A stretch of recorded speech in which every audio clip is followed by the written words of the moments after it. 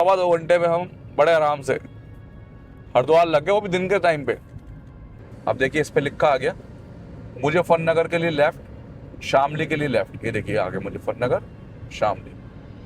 तो दोस्तों ये है एक्सप्रेस हाईवे 709 AD और ये हमारे अकॉर्डिंग है क्योंकि भैया 100 की स्पीड लिमिट है, स्टेबिलिटी जबरदस्त है। 1 घंटा 19 मिनट में दोस्तों बताओ हम यहाँ आ गए। मुजफ्फरनगर क्रॉस हो गए दोस्तों, पूरा हम चपार पहुंच जाएंगे मुश्किल से 5 मिनट में।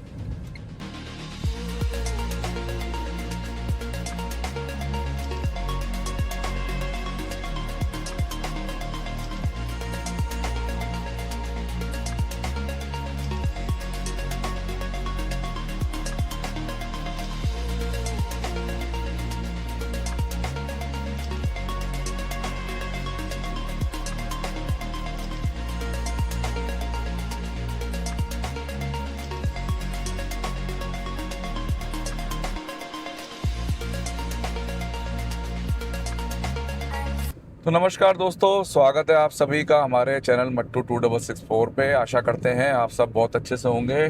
2:52 का टाइम हो चुका है दिन का और 22 अप्रैल 2026 का आज दिन है और हम हैं दिल्ली देहरादून एक्सप्रेस वे पे। लगभग 10 मिनट से इस पे हम सफ़र कर रहे हैं और टोल आने वाला आगे लोनी का। तो आज जो ब्लॉग है दोस्तों ये बहुत ज़्यादा इंपॉर्टेंट ब्लॉग है क्योंकि आप सभी जानते हैं इसका एक सेकंड पार्ट है जो है हरिद्वार सफर का, जो अभी शुरू नहीं हुआ है क्योंकि उसमें बहुत काम बाकी है अभी ना। लगभग मेरे हिसाब से 3 महीने से 3.5 महीने का काम बाकी है उसमें। तो हमारे कई भाइयों ने हमसे कहा क्या हम इसे हरिद्वार के लिए प्रयोग कर सकते हैं। तो एक हमने वीडियो बनाई थी मुजफ्फरनगर पानीपत एक्सप्रेस हाईवे की, तो उसकी जानकारी बहुत कम है हमारे भाइयों को। तो हमने सोचा आज आप लोगों को हम दिल्ली देहरादून एक्सप्रेस वे से हरिद्वार तक का सफर करके दिखाएं और आपको बताएं कि क्या हमारा समय बचता है इस साइड से जाने से। हम इससे शामली तक जाएं दिल्ली देहरादून एक्सप्रेस वे से, फिर वहां से हम लें पानीपत मुजफ्फरनगर एक्सप्रेस हाईवे, उसके बाद हम छपार पे निकलेंगे। तो कितना समय बचेगा हमारा अगर हम इस वाले रूट से ना जाएं जो है दिल्ली मेरठ एक्सप्रेस पे, फिर मेरठ बाईपास, क्या कटौली बाईपास और फिर मुजफ्फरनगर बाईपास। तो इसलिए हमने सोचा आप लोगों को एक वीडियो बना के दिखाते हैं। एक तो रास्ते का आप लोगों को प्रॉपर पता चल जाएगा कि भाई रूट की क्या कंडीशन है और कितना समय हमारा बचेगा, या समय बराबर भी लग रहा है कोई दिक्कत नहीं है, क्या हमें ट्रैफिक भी झेलना पड़ रहा है या हम एक्सप्रेस हाईवे पे चल रहे हैं। तो वो आज आपको पूरी जानकारी देंगे। फिलहाल दिल्ली देहरादून एक्सप्रेस वे पे एक ही टोल एक्टिव हुआ है, ये मैं आपको बता दूं, और वो टोल हुआ है आपका लोनी वाला। और उसको अभी मैं क्लियर कर दूं आपको, वो एनुअल पास से कट रहा है उसका टोल। तो छपार वाला जो रास्ता है जो पानीपत मुजफ्फरनगर एक्सप्रेस हाईवे वाला है उस पर भी एक टोल पड़ता है, वो भी एनुअल पास से ही कटता है। तो पूरी जानकारी देंगे आपको। दिल्ली देहरादून एक्सप्रेस वे कोई पंप शुरू हुआ है या नहीं शुरू हुआ है वो भी देखते हैं, क्योंकि कह तो रहते हैं कि जल्दी एक पंप उस पर एक्टिव कर दिया जाएगा। तो वो भी हम आपको आज क्लियर करके दिखाएंगे। फिलहाल तो हम एलिवेटेड वाले हिस्से पे चल रहे हैं जो कि लोनी की तरफ जा रहा है। तो ये वही टोल है जिसकी बात हम कर रहे थे। ये वाला टोल अभी एक्टिव हो चुका है ऐसा सुनने में आया है। मैंने जितनी बार सफ़र किया है तो मेरा तो अभी तक इस पर एक भी टोल नहीं कटा है। मैंने 14 अप्रैल को जिस दिन इसका उद्घाटन हुआ था उस दिन भी इस पर सफ़र किया था, तो मेरा टोल इस पर नहीं कटा था। मगर उसी दिन हमारे कई भाइयों के कमेंट आए थे कि लोनी वाला टोल शुरू हो चुका है। देखते हैं। तो टोल कर दिया क्रॉस, बढ़ रहे हैं आगे और आपको दिखाते हैं आगे।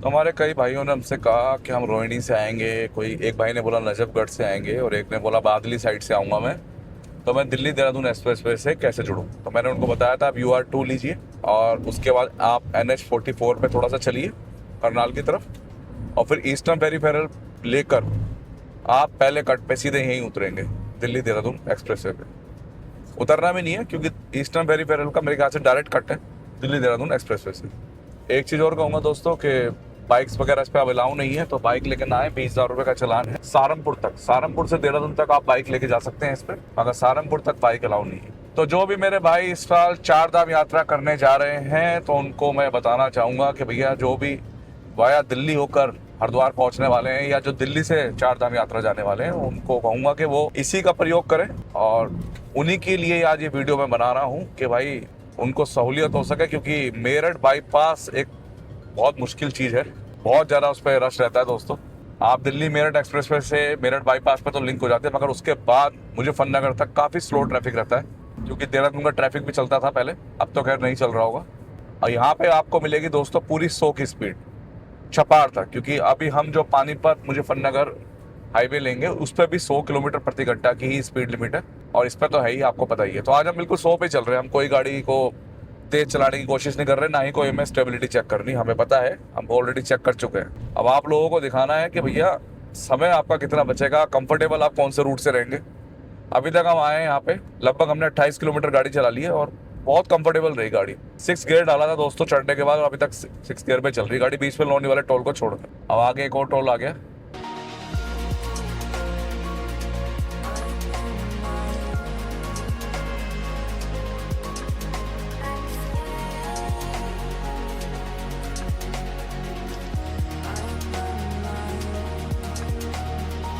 तो जब हम इस पे आए थे तो यहाँ पे ना कोई ट्रक था, ना बाइक थी, ना स्कूटर था। देखिए अब बाइक वाला भाई जा रहा है अभी भी ना, स्कूटी वाला। मना करने के बावजूद भी लोग मानते नहीं है, शॉर्टकट ढूंढते हैं। ये रेस्टोरेंट सर्विस एरिया आ रहा है पहला, मगर अभी कोई भी बन के तैयार नहीं हुआ है।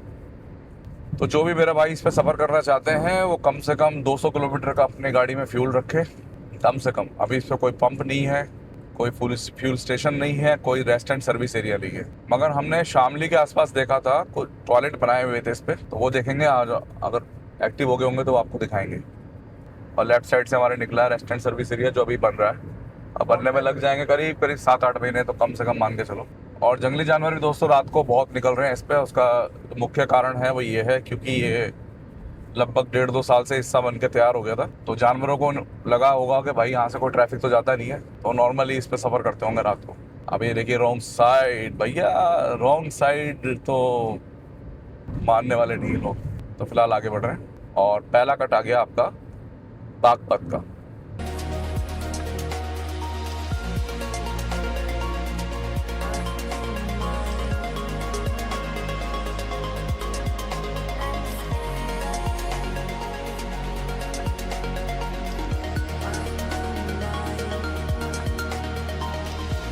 और आप देखिए हम कितना कंफर्टेबल इस पर ड्राइव कर रहे हैं। 102, 103, 100, 99 ऐसे गाड़ी की स्पीड है।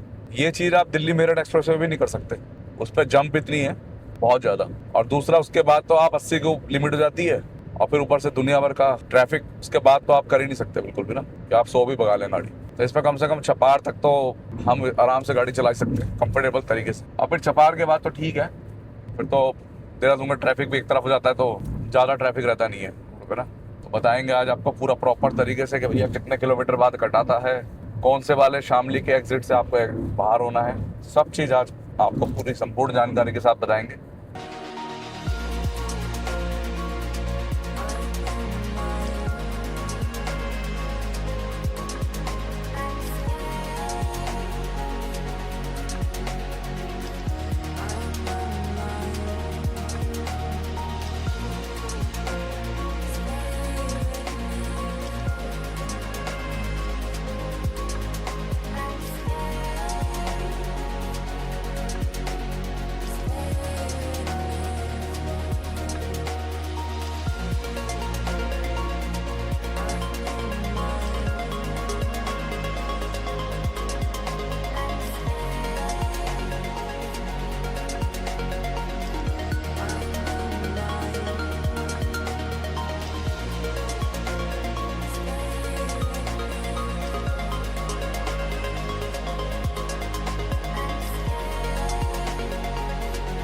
भाई ये ऑटो कहाँ से आ गया इस पे, ये ऑटो कहाँ से आ गया। फर्स्ट क्लास चल रहा है भाई साहब, बिल्कुल फर्स्ट क्लास कंफर्टेबल। जो हरिद्वार तक पहुंचने में बार बार गियर शिफ्टिंग होती थी ना, वो चीज़ फिलहाल 100 किलोमीटर, 100-125 किलोमीटर तो हम बचा ही सकते हैं। उसके बाद तो हम दोबारा से दिल्ली हरिद्वार हाईवे से जुड़ेंगे, तो वहाँ देखा जाएगा जो होगा। शामली 31 रह गया दोस्तों, तो कोई फ्यूल वगैरह का भी कुछ नहीं है इस पर, और नहीं बनता अभी कम से कम 1 साल, क्योंकि दिल्ली कटरा एक्सप्रेस वे जब बना था तो उसमें भी एक आ गया था कि 6 महीने के अंदर फ्यूल स्टेशन वगैरह बना दिए जाएंगे। लगभग 1.5 साल बाद बने हैं दोस्तों, 2 पंप बने हैं, एक जाते हुए और एक आते हुए। मैंने अपनी वीडियो में किलोमीटर बताया है उसमें, तो अभी टाइम लगेगा इस पर भी ना।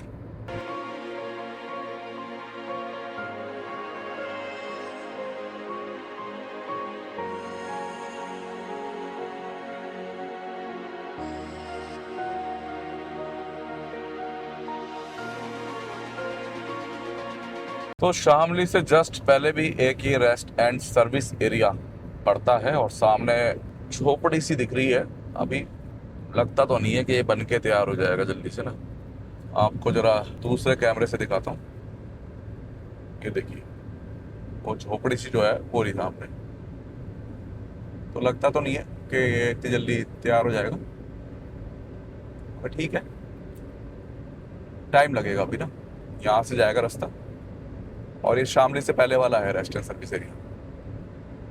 काफी टाइम लगेगा, साल भर भी लग सकता है मेरे हिसाब से, है ना? खैस तो रहे हैं पूरी स्पीड से काम। अब देखिए पहला कट आ गया शामली का। मेरे भाई कंफ्यूज थे कई कि हम कौन से वाला कट लें। ये है शामली सिटी में जाने का कट, तो फर्स्ट कट आएगा ये आ गया, देखिए 2 किलोमीटर कट। और जो नेक्स्ट कट है वो है शामली को बाईपास करने का वाला भी है वो, प्लस वो पानीपत मुजफ्फरनगर हाईवे से जोड़ने वाला भी है। तो बताता हूँ अभी आपको आगे। तो लीजिए पहले वाला कट गया लेफ्ट साइड में, ये शामली के लिए चला गया दोस्तों, और ये आपको जोड़ेगा शामली मेरठ हाईवे से भी। अब नेक्स्ट कट जो आएगा उस पर साफ लिखा होगा मुजफ्फरनगर के लिए लेफ्ट, तो आपने वो मुजफ्फरनगर वाला कट लेना है, पर आपको यही ध्यान रखना है।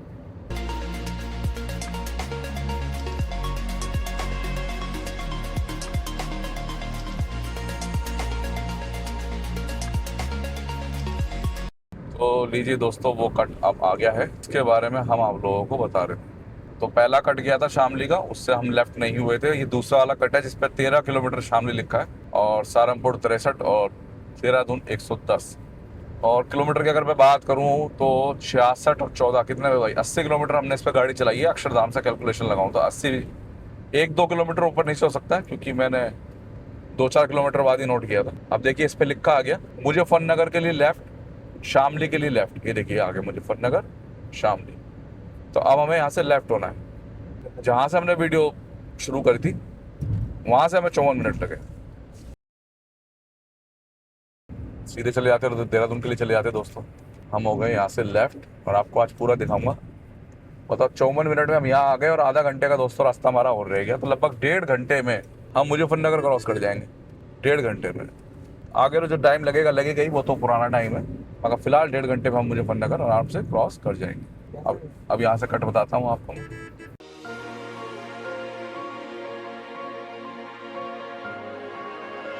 मुजफ्फरनगर के लिए आपको इस पुल के ऊपर से जाना है, ये ध्यान रखना है, और शामली के लिए आपको इस पुल के नीचे से जाना है। अब हम आगे से पूरा लेफ्ट की तरफ यूं घूम के, मेरे ख्याल से 700 कुछ नाम है इस एक्सप्रेस वे का, एक्सप्रेस हाईवे का, सॉरी, फिर मेरी बात पकड़ी जाएगी वो एक्सप्रेस वे। तो मैं बताता हूँ अभी आप लोगों को ना। तो फर्स्ट टाइम जब हमने वीडियो बनाया था दिल्ली देहरादून एक्सप्रेस वे का दोस्तों, तो ये वाला इस पर दिखाया था हमने, जो ये इंटरचेंज है ना, ये दिखाया था हमने। और लीजिए अब हम जुड़ जाएंगे पानीपत मुजफ्फरनगर एक्सप्रेस हाईवे पे, क्योंकि ये 100 की गति वाला, इसलिए इसका नाम है एक्सप्रेस हाईवे। ये मैं दे रहा हूँ नाम तो इसका एक्सप्रेस हाईवे नहीं है। ये लीजिए दोस्तों, ये 4 लेन का है दोस्तों पूरा, कहीं कहीं बीच में 6 लेन है। 709 AD। तो दोस्तों ये है एक्सप्रेस हाईवे 709 AD, और ये हमारे अकॉर्डिंग है, क्योंकि भैया 100 की स्पीड लिमिट है, स्टेबिलिटी जबरदस्त है। और देखिए ये जा रहा है ऊपर से आपका लेफ्ट की तरफ देहरादून और राइट की तरफ दिल्ली। तो 100 की गति है दोस्तों इस पे ना, तो इसलिए हमने इसे नाम दिया है एक्सप्रेस हाईवे। तो देखिए 6 लेन हो गया ये, जितने पुल आएंगे बीच में उसमें 6 लेन हो जाएगा ये, और कहीं कहीं 6 लेन भी रहेगा, बाकी जगह 4 लेन रहेगा। बहुत ज़बरदस्त है दोस्तों ये, बहुत ज़बरदस्त, क्योंकि हमने ऑलरेडी इसका मुजफ्फरनगर से लेकर और पानीपत तक का पूरा रास्ता दिखाया है, और हम 1 घंटे से भी कम समय में पानीपत पहुंच गए थे। 1 घंटे मान लो, 57-58 मिनट लग गए थे मुजफ्फरनगर से। 100 की इस पर स्पीड लिमिट है, तो आप बड़े आराम से 100 की स्पीड पे आप इस पर गाड़ी चला सकते हैं। एक टोल आएगा, वो हम आपको बता देंगे कितने का।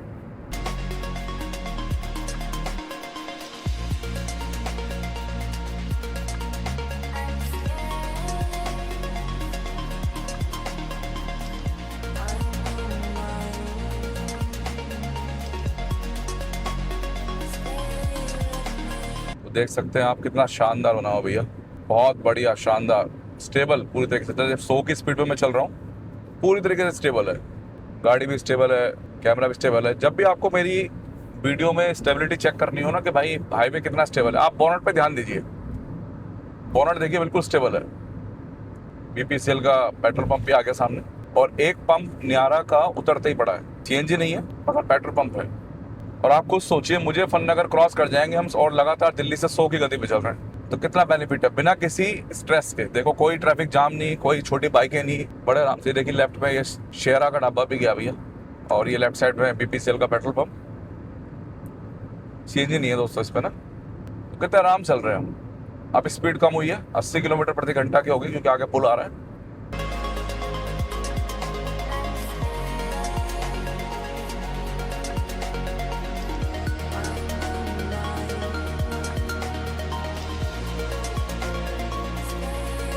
सौ किलोमीटर प्रति घंटा की स्पीड लिमिट है इस पे, देख लीजिए पूरे 100 किलोमीटर। और मुजफ्फरनगर से 22, अबे तेरी ये तो 35 से भी कम था दोस्तों। कह रहा भैया मैं तो बहुत बच गया इससे। तो आपने देखा भैया कि मात्र 22 किलोमीटर मुजफ्फरनगर की दूरी रह गई और लगभग 13-14 किलोमीटर हम इस पर चल चुके थे, यानी वही 35 किलोमीटर हमने बताया था।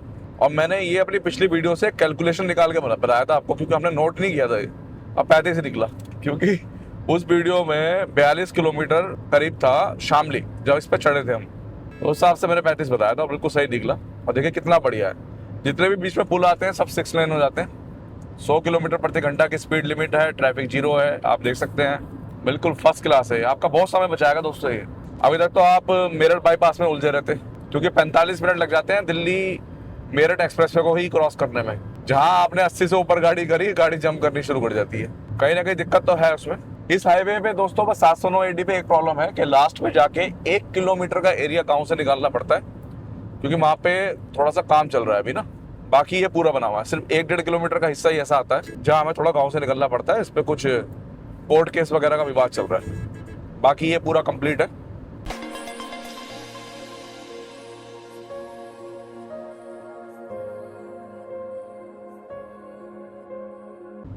टोल आ गया दोस्तों, टोल, और वन साइड टोल है 90 रुपए।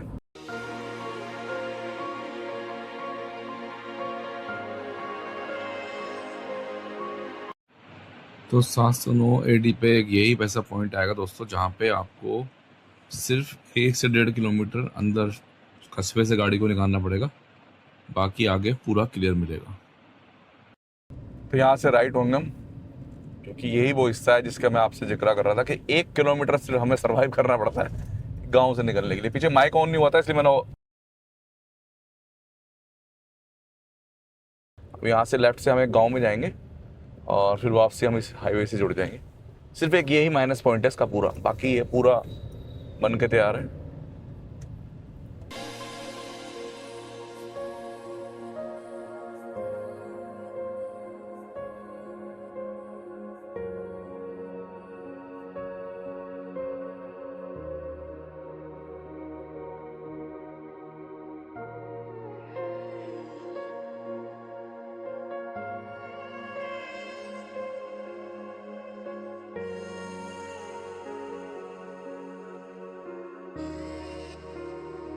तो देखा आपने कितना शानदार था भैया, मस्त, बिल्कुल बढ़िया बना हुआ था।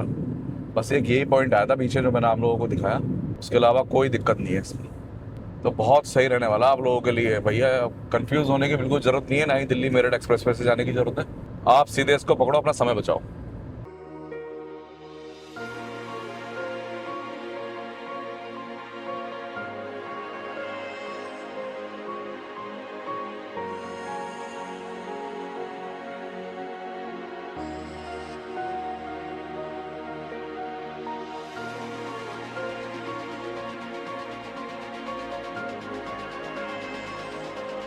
तो जैसे ही आप लोग देहरादून एक्सप्रेसवे से उतर के इस पर चढ़ेंगे भैया, खूब रेस्टोरेंट हैं, खूब पंप है, और 1 घंटा 17 मिनट हुआ है अभी हमें, और हम इसको पार करने वाले हैं ऑलमोस्ट ना। मुझे लग रहा है 1.5 घंटे से कम समय में हम पार कर जाएंगे, जो कि वहाँ से पॉसिबल ही नहीं है किसी भी हालात में। अगर आप गाड़ी तेज चला के भी कोशिश करोगे ना, तो आपका चलान आना तय है घर में, क्योंकि 80 की लिमिट है और इस पर 100 की लिमिट है। रुड़की 50 रह गया दोस्तों, और हरिद्वार रह गया 78 किलोमीटर। हरिद्वार तक पहुँचने में दोस्तों बस अब एक जगह है ऐसी है जहाँ पे अभी बहुत दिक्कत चल रही, बहुत ज़्यादा, वो है मंगलोर। मंगलोर पे चल रहा है फ्लाईओवर का काम, जिस वजह से बढ़िया जाम लगा हुआ दोस्तों वहाँ पे ना। एक वही पॉइंट है, अगर ये हरिद्वार सपुर शुरू हो जाता है ना, तो फिर तो वो आप उसे भी पास कर जाओगे। और लीजिए अब हम नेशनल हाईवे से जुड़ने वाले हैं, तो हरिद्वार सपुर क्रॉस करके तो फिर हम बड़े आराम से 1.5 घंटे में ही दिल्ली से हरिद्वार लगने वाले हैं। हरिद्वार के आउटर पे भादरवा टोल तक अगर आप 100 की गति से चलेंगे दिल्ली से, तो आप बड़े आराम से हरिद्वार सपुर से 1.5 घंटे में पहुंच जाएंगे। मतलब अभी 1.5 घंटे में हम मुजफ्फरनगर पहुंचे। 2 घंटे का सफर नहीं रहेगा, चाहे कुछ भी हो जाए, दिल्ली देहरादून एक्सप्रेस से 2 घंटे का सफर नहीं रहेगा तुम्हारा। नहीं रहेगा बिल्कुल भी। बिल्कुल नहीं रहेगा। आ गया सामने नेशनल हाईवे, अभी दिखाता हूँ आपको। और लीजिए, अगर आपको दिल्ली जाना है तो आप ऊपर से जाएंगे और ये लीजिए हम यहाँ से लेफ्ट हो गए। 1 घंटा 20 मिनट ही हुआ होगा मेरे ख्याल से। कितना हमारे उससे चले हुए यहाँ पर 1 घंटा 19 मिनट हुआ। 1 घंटा 19 मिनट में दोस्तों बताओ हम यहाँ आ गए। मुजफ्फरनगर क्रॉस हो गए दोस्तों, पूरा चपार पहुंच जाएंगे मुश्किल से 5 मिनट में। अब आपको उतर के जरूर दिखाऊंगा एक बार ये चीज़ ना, क्योंकि ये वाकई में कमाल वाली चीज़ है। और हमारे भाई काफ़ी कंफ्यूज रहते हैं, तो पूरा वीडियो बना दिया आप लोगों के लिए आज ना, पूरा वीडियो। और यहाँ भी बीपीसीएल का पेट्रोल पंप है।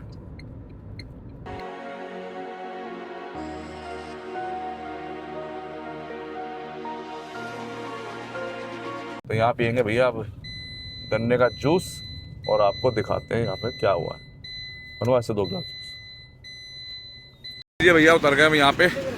पॉइंट है ना जहाँ से हम उतरे हैं, इसका थोड़ा ध्यान रखना बस आप लोग, क्योंकि यहाँ पे एकदम से कर्व है और ये बगल में बिल्कुल है पेट्रोल पंप, तो कर्व है। और ये आपका वो पुराना हाईवे दिल्ली हरिद्वार वाला, इससे जुड़ गए मात्र 1 घंटा 20 मिनट में। हमें तो खुद यकीन नहीं हो रहा। 1 घंटा 20 मिनट में पहुँच गए दोस्तों यहाँ पे, 1 घंटा 20 मिनट में। तो ये दिखाना था आपको ना कि मैंने कई भाइयों को सजेस्ट किया था कि आप इसी से आओ। आज हमने खुद प्रैक्टिकल करके देखा, वाकई में बहुत ज़्यादा बेनिफिट है। 1 घंटा 20 मिनट में आप किसी भी हालत में दिल्ली मेरठ एक्सप्रेसवे से होते हुए और मेरठ बाईपास और मुजफ्फरनगर बाईपास से यहाँ नहीं पहुँच सकते, मगर हम पहुँच गए। चलिए गन्ने का जूस पीते हैं फिर बढ़ते हैं आगे। तो भैया ठीक 12 मिनट का हमने यहाँ ब्रेक लिया, जिसमें हमने गन्ने का जूस पिया और भाई अपना वॉशरूम गए।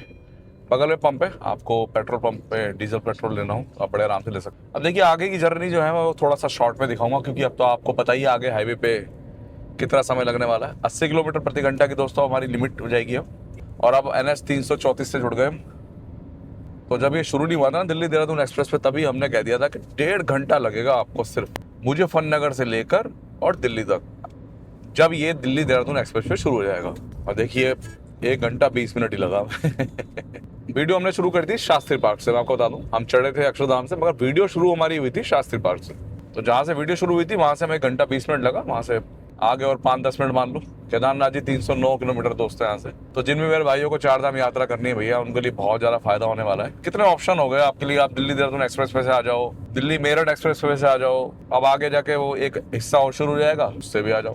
तो बहुत सारे ऑप्शन हो जाएंगे आगे आने वाले टाइम में ना। ये जाम जुम लगने बिल्कुल बंद हो जाएंगे। अब जो लगेगा हरिद्वार में जाके जाम लगेगा, ऋषिकेश में जाके जाम लगेगा। तो बढ़ रहे हैं आगे और छपार सामने दिख गया हमें, छपार पहुंचने वाले। तो छपार पहुंच गए दोस्तों। दिल्ली मेरठ एक्सप्रेस पे की उछाल वाली सड़कें, ना मेरठ बाईपास का तगड़े वाला रॉन्ग साइड वाला जाम, ना मुजफ्फरनगर बाईपास का जाम, ना कतौली का जाम, और सीधे पहुंच गए भाई साहब। मतलब हमने लगभग 65% हिस्सा कवर भी कर दिया इससे, बड़े आराम से, 100 की स्पीड लिमिट के साथ। कितना मतलब अच्छा रहा है ये। और हमने पहली बार इस पे चल के सफर किया है। हमने एक अंदाजा बताया सबको, जितने भी मेरे भाई देख रहे होंगे ना, जिनको मैंने कमेंट किया था कि आप इसी से जाओ, तो उनको मैं बताना चाहूंगा कि मैंने एक कैलकुलेशन निकाली थी बस, क्योंकि हम पानीपत तक इस पे सफर कर चुके थे। अब वाकई में सही रहा है हिसाब किताब ना। अब आगे तो 80 की स्पीड है दोस्तों, 80 पे चल रहे हैं फिलहाल। देख लो आप, ये गाड़ी की जो स्पीड है फिलहाल 80 किलोमीटर प्रति घंटा है, और उससे ऊपर तो नहीं चलाएंगे हम।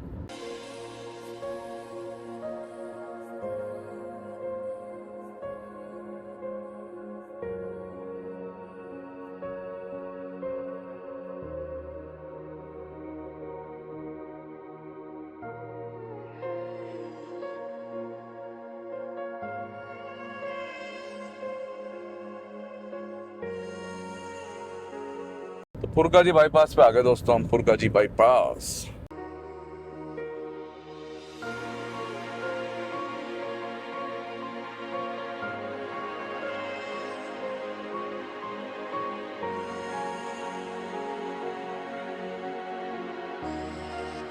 वेलकम टू कुंभ नगरी उत्तराखंड दोस्तों। पहुंच गए फिलहाल। बढ़िया सफर रहा, तगड़ थकान के ऐसा लगा जरा पहुंच ही गए हम तो बहुत जल्दी।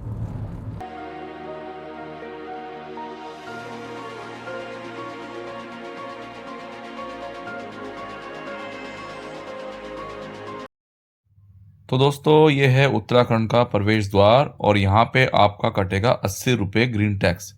तो जिन मेरे भाइयों ने एनुअल पास बनाए हुए हैं वो कृपया करके अपने फास्टैग में बैलेंस रखें, क्योंकि यहाँ पे 80 रुपये आपका ग्रीन कार्ड टैक्स कटेगा।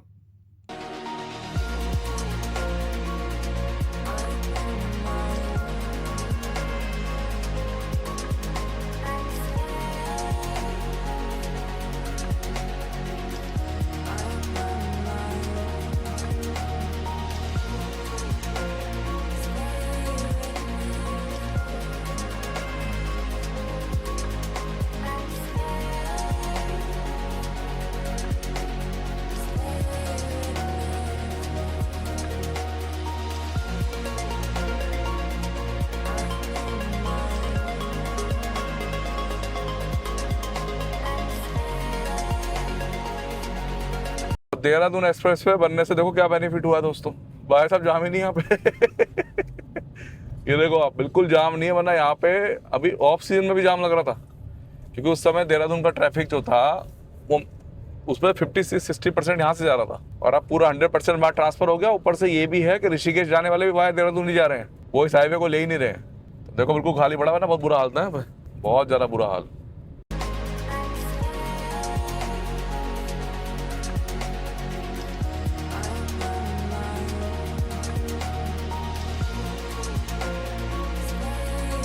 तो बिल्कुल ही कमाल हो गया, मतलब जाम बिल्कुल है ही नहीं, जीरो जाम दोस्तों, जीरो।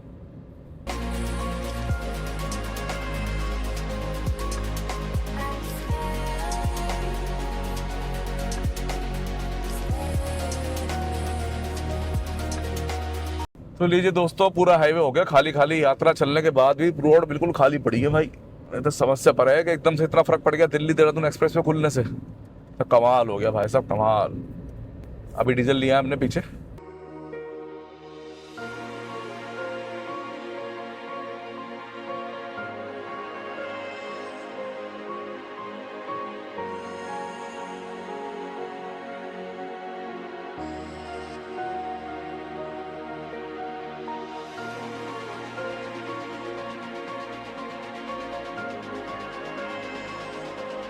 यात्रा स्टार्ट हो चुकी है और पहला सप्ताह चल रहा है यात्रा का ना, और उसके बावजूद हरिद्वार हाईवे खाली। ये तो बड़ा अजीब सा लग रहा है देख के भाई।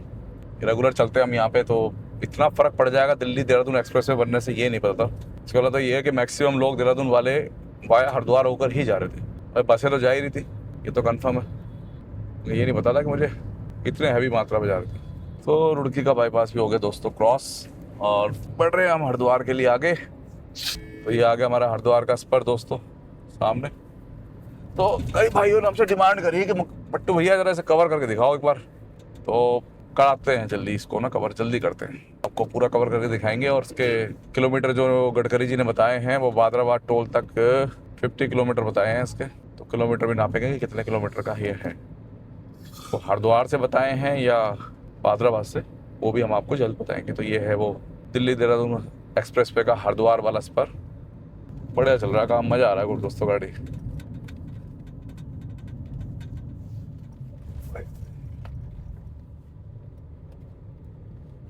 तो अभी हम चल रहे हैं दोस्तों हरिद्वार स्पर पे। तो जब दिल्ली से आएंगे ना तो इस पे ऊपर से जाएंगे हम, ये देख लो आप, ये है हरिद्वार का स्पर।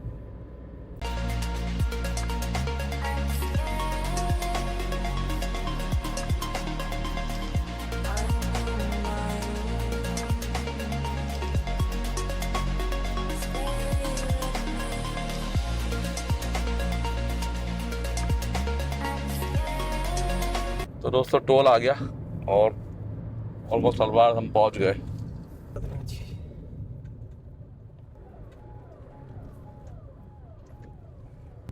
तो दिल्ली देहरादून एक्सप्रेस वे के हरिद्वार वाले स्पर का जो एंड होगा दोस्तों वो यहीं पे आके होगा, कि आखिरी पड़ाव पे हम पहुंचने वाले, आपको अभी दिखाता हूं। और यहाँ से ये चला जाएगा हरिद्वार आउटर रिंग रोड की तरफ राइट साइड में, और जिस मेरे भाई को ज्वालापुर जाना है, कनखल जाना है, वो सीधे जाएंगे। जो हरिद्वार हर की पैड़ी जाना है तो हर की पैड़ी के लिए हम राइट से भी अपना बड़े आराम से चले जाएंगे। ये है हरिद्वार रिंग रोड का राइट साइड का कट, कुछ यहीं तक रहेगा आपका दिल्ली देहरादून एक्सप्रेस वे का हरिद्वार वाला स्पर। तो पहुंचने वाले हैं बादराबाद के बाईपास पे हैं, और देखो कितना स्लो ट्रैफिक है। और हमने वहाँ इतनी तेज़ गाड़ी चलाई थी 100 की स्पीड से, और कितनी जल्दी हम मुजफ्फरनगर पहुंच गए थे। और अब हम 70-65 चल रहे हैं आपका, जब से हमने रुड़की बाईपास क्रॉस किया है। गाड़ी ना 80 एक बार भी नहीं पहुंची है। वो तो ट्रैफिक कम है तो समय हमें कम लग रहा है, वरना तो समय भी बढ़िया लग जाए।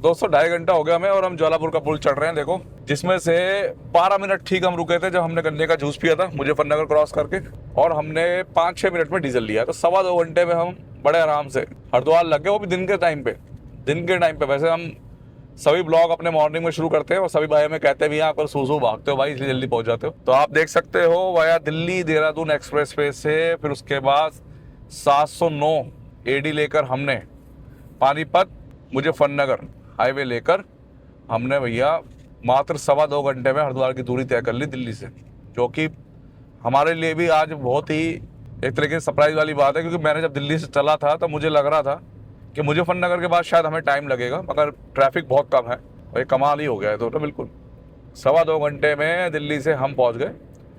और राइट साइड में आपको जो पहली वीडियो मैंने शुरू करी थी उसकी टाइमिंग लिखी आ रही होगी, देख लो आप एक बार।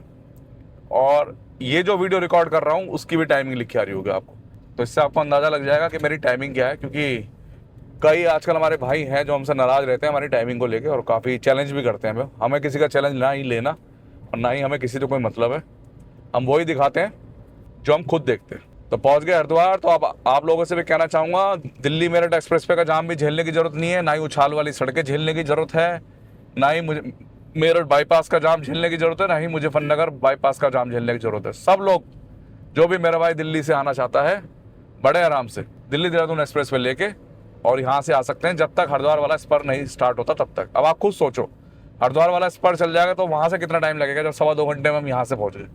मिनिमम आधा घंटा माइनस कर लो, आधा घंटा तो मैनेज कर लो, 2.25 घंटे, 90 मिनट से 105 मिनट के बीच में हम बड़े आराम से दिल्ली से हरिद्वार पहुंचेंगे दोस्तों।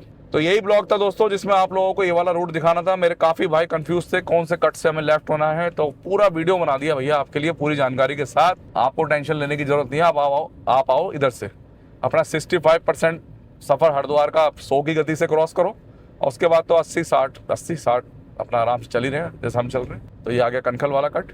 तो आशा करते हैं आप सभी को हमारा ये ब्लॉग पसंद आएगा। पसंद आए तो वीडियो को लाइक शेयर और चैनल को सब्सक्राइब कीजिएगा। कहीं भी कंफ्यूजन हो वीडियो में किसी भी पॉइंट पे तो नीचे आपको हमारी इंस्टाग्राम आईडी दिख रही है, आप इस पर मुझे कांटेक्ट कीजिए। मैं आपको अपना कांटेक्ट नंबर देता हूँ, आप चाहें तो हमसे बात भी कर सकते हैं और चाहें तो इंस्टाग्राम से भी आप मेरे से जुड़ सकते हैं। तो मिलते हैं जल्दी नेक्स्ट ब्लॉग में एक नई वीडियो के साथ। धन्यवाद दोस्तों।